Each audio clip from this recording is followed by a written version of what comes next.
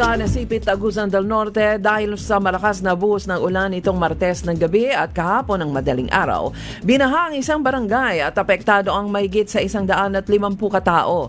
Iniulat ng Municipal Disaster Risk Reduction and Management Office na wala namang nasawi o nasaktan. Ang mga apektadong pamilya ay nasa Barangay Kulit Gymnasium at inaasikaso na ng lokal na pamahalaan.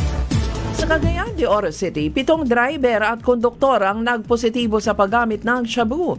Ito ang nadiskubre sa ginawang Oplan Harabas ng PDEA sa mga terminal ng lungsod. Ayon sa PDEA Region 10, nasa 109 na mga bus drivers at konduktor ang sumailalim sa pre-drug testing bilang bahagi naman ng undas o paggunita ng Todos Los Santos at Araw ng mga Kaluluwa.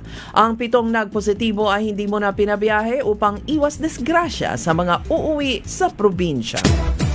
Sa Davao City, inaprobahan ng City Council ang 2.7 million pesos na cash assistance para sa mga biktima ng lindol sa Davao Oriental. Ayon sa City Ordinance na pinagtibay kahapon, 1 million pesos ang ibibigay sa provincial government, 500,000 pesos naman sa Mati City at 300,000 pesos sa bawat isa para sa bayan ng Caraga, Manay, Tarragona at Baganga na siyang pinakamatinding naapektuhan ng lindol.